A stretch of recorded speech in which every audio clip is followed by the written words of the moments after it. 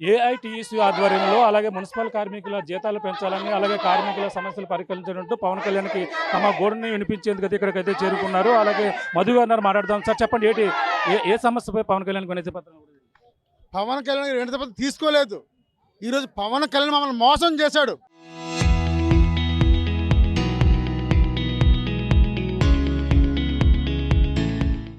ఎందుకంటే మున్సిపల్ కార్మికుల మా ఆఫీసులో మీటింగ్ పెట్టారు.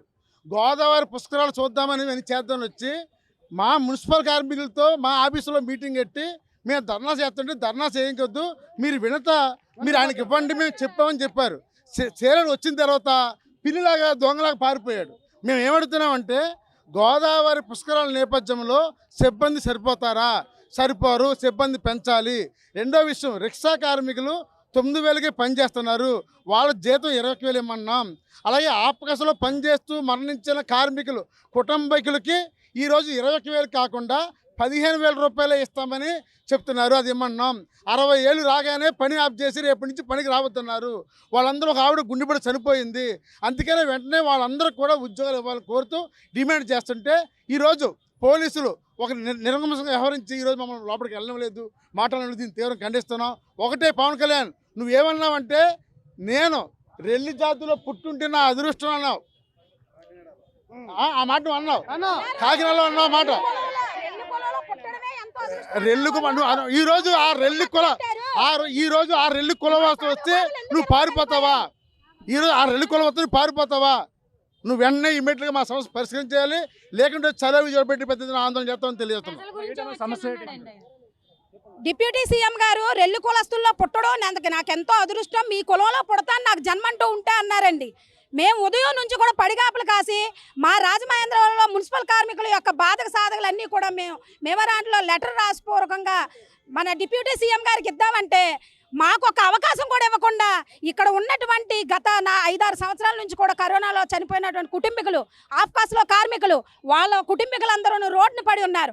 అలాగే 60 సంవత్సరాలు రిటైర్మెంట్ అయిన కుటుంబీకులు ఉద్యోగాలు లేక నానా తిప్పలు పడుతుంటే ఈయన పరిస్థితి. రిక్షా కార్మికులకి 9,000 రూపాయల జీతం, వాళ్ళకి కూడా 21,000 జీతం ఇమ్మని, ఆఫ్కాస్లో ఉన్న కార్మికులకు పర్మనెంట్ చేయమని, లేకపోతే సమాన పనికి సమాన వేతనం ఇమ్మని, ఈ యొక్క అంశాల మీద 3 డిమాండ్ల మీద మేమందరం కూడాను మేమేమైనా గొడవలకు దిగామా, ధర్నాలకు దిగామా? మీరెవరు ధర్నాలు చేయొద్దు, ఎవరు కూడా జెండా పట్టుకోవద్దు అన్న వాళ్ళు మా దగ్గరకు వచ్చి ఏమిటి మీ సమస్య అని అడగలేకపోయారు మా డిప్యూటీ సీఎం. మేము మీ సాధక బాధలు రెల్లి కులస్తులకు అందరికీ చూస్తానన్నారు. ఇదేనా మాకు న్యాయం చేయాల్సింది? మా బాధలేంటి, మా బతుకులేంటి అనే జ్ఞానం కూడా ఎవరికి ఆలోచన లేదా?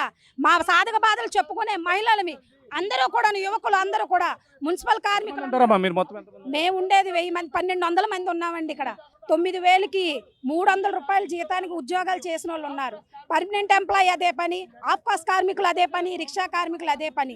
డైలీ 300 రూపాయలు అంటే ఈ నిత్యావసర సరుకులు కానీ ఇప్పుడు బడ్జెట్ బట్టి గ్యాస్ ఎంత ధర ఉంది, పప్పు ఎంత ధర ఉంది, ఉప్పు ఎంత ధర ఉంది, కరెంటు బిల్లులు ఏ ధర ఉన్నాయి, ఇంటి పన్నులు ఏ ధరలు ఉన్నాయి, ఇల్లు లేక ఇంటి అద్దెలు కట్టుకొని పిల్లలను చూసుకొని నిత్యావసర సరుకు కొనుక్కొని ఎంతవరకు ఈ జీతాలు సరిపోతాయి?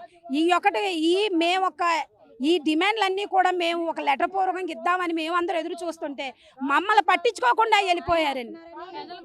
పరిస్థితి ప్రస్తుతం అందరూ కూడా కార్మికులు ఏదైతే రాజమండ్రి మున్సిపల్ కార్యాలయంలోనే సమావేశం పెట్టారు, మమ్మల్ని కనీసం మా సమస్యలు వినకుండా ఆయన వెళ్ళిపోయారంటూ కూడా ఆగ్రహం వ్యక్తం చేస్తున్నారు. రాబోయే పుష్కరాలకైతే ఇక్కడ ఉన్నటువంటి కార్మికులు సరిపోరు, అలాగే అటువంటి కార్మికుల సంఖ్య పెంచాలి, అంతేకాకుండా కార్మికులకి ఏదైతే ఉన్నాయో ఇచ్చినటువంటి జీతాలు పనికి తగ్గ జీతాన్ని ఇవ్వాలంటూ కూడా వీళ్ళందరూ కూడా ఈ పవన్ కళ్యాణ్ వినతి పత్రం ఇచ్చేందుకు అయితే రావడం జరిగింది. తన రెల్లి కుటుంబంలో పుట్టడం నాకు ఎంతో అదృష్టంగా భావిస్తారు. కానీ నాకు అటువంటి ఆ విధంగా ఎన్నికల సమయంలో మాట్లాడినటువంటి పవన్ కళ్యాణ్ అయితే ఇప్పుడు మళ్ళీ మా సమస్యలు వినేందుకు కూడా ఆయన రాలేదంటూ కూడా ఆగ్రహం వ్యక్తం చేస్తూ వాళ్ళందరూ కూడా ఏఐసిటి ఆధ్వర్యంలో వాళ్ళందరూ కూడా ఆందోళన చేపట్టారు. వాళ్ళందరూ కలిపి ఆ వినతి పత్రం అందిస్తే కనీసం కలవలేదంటూ కూడా ఆగ్రహం వ్యక్తం చేస్తున్నారు. ఏదేమైనా రాజమండ్రి మున్సిపల్ కార్మికుల సమస్యలను తక్షణం పరిష్కరించి మాకు పనికి తగ్గ జీతం ఇప్పించాలంటూ కూడా వాళ్ళందరూ కూడా కోరుతున్నటువంటి పరిస్థితి ప్రధానంగా ఉందని చెప్పాలి. ఇది ఇక్కడ ఉన్న తాజా పరిస్థితి. కెమెరా అనిల్తో ప్రకాష్, RTV, రాజమండ్రి.